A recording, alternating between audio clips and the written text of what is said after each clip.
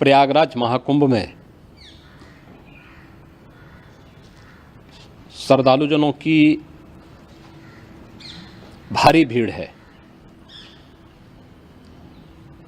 लगभग 8 से 10 करोड़ श्रद्धालु इस समय प्रयागराज के अंदर मौजूद है। कल भी 5.5 करोड़ श्रद्धालुजनों ने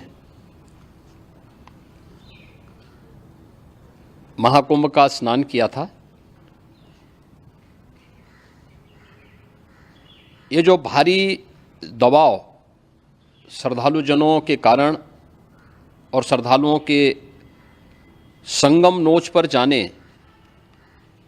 के कारण वहाँ पर एक बना हुआ है, लेकिन पूरा प्रशासन मौके पे वहाँ मौजूद है। रात्रि को 1 से 2 बजे के बीच में अखाड़ा मार्ग पर, जहाँ पे अखाड़ों के अमृत स्नान के दृश्य से बैरिकेड्स भी किए गए थे, तो बैरिकेड्स को फांद करके आने में कुछ श्रद्धालु गंभीर रूप से घायल हुए हैं। उन्हें तत्काल हॉस्पिटल में पहुंचा करके उपचार आदि की व्यवस्था उनके लिए की गई है। उनमें से कुछ श्रद्धालु गंभीर रूप से घायल हैं। लगातार प्रशासन स्थानीय स्तर पर श्रद्धालुओं की सकुशल स्नान कराने के दृष्टि से रात्रि को कल सायंकाल 6:30-7 बजे से ही मौनी अमावस्या का मुहूर्त प्रारंभ होने के बाद से ही लगातार लगा हुआ है।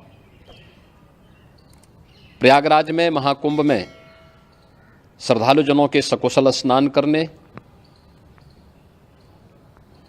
अमृत स्नान के लिए देश भर से आए हुए श्रद्धालुजनों की व्यवस्था के लिए, उनके कुशल क्षेम के लिए आदरणीय प्रधानमंत्री जी का प्रातःकाल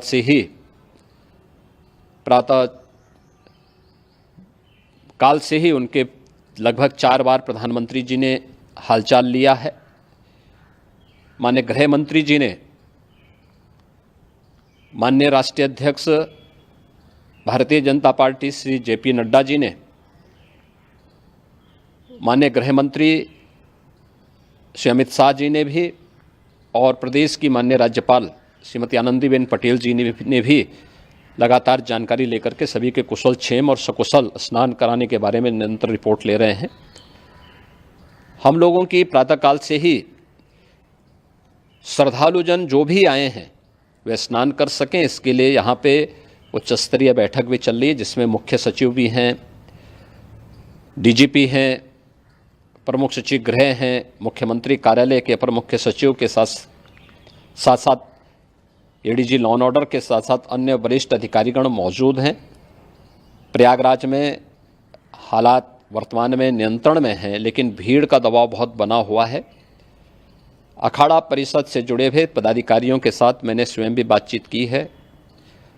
आचार्य महामंडलेश्वरों से भी, पूज्य संतों के साथ भी मेरी बातचीत हुई है, और पूज्य संतों ने बड़ी ही विनम्रता के साथ इस बात को कहा है कि नहीं, श्रद्धालुजन पहले स्नान करेंगे और फिर जब उनका दबाव कुछ कम होगा और वे सकुशल वहाँ से निकल जाएंगे, तब हम लोग स्नान करने के लिए संगम की तरफ जाएंगे।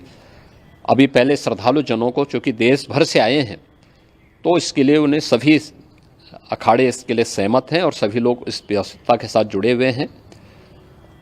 लगातार इस दिशा में हम लोगों का प्रयास है कि जो अब तक प्रातःकाल से ही आपने देखा होगा, कल मैंने बताया कि कल लगभग 5.5 करोड़ श्रद्धालु कल महाकुंभ का स्नान किए हैं, और आज प्रातःकाल तक लगभग 8:30 बजे तक 3 करोड़ से अधिक श्रद्धालु स्नान कर चुके हैं, और ये लगातार जारी है। लेकिन संगम नोच पर, अखाड़ा मार्ग पर, नागवासुकी मार्ग पर लगातार दबाव बना हुआ है, और वहाँ पर श्रद्धालुजनों की सुविधा के लिए भी हर प्रकार की वहाँ पर प्रशासन पूरी मुस्तैदी के साथ लगा हुआ है। और इसीलिए मेरी अपील है पूरे प्रदेशवासियों से, पूरे देशवासियों से और सभी श्रद्धालुओं से भी, सभी पूज्य संतों से भी कि अफवाह पर कोई ध्यान न दें, संयम से काम लें। ये सब आयोजन सभी लोगों का है। प्रशासन उनकी सेवा के लिए पूरी तत्परता के साथ लगा हुआ है। केंद्र और राज्य सरकार पूरी मजबूती के साथ वहाँ पर हर प्रकार का सहयोग करने के लिए तत्पर है। लेकिन कोई किसी अफवाह पे ध्यान न दे। कोई भी व्यक्ति नकारात्मक अफवाह फैलाने का प्रयास करेगा, उस प्रकार से नुकसान हो सकता है।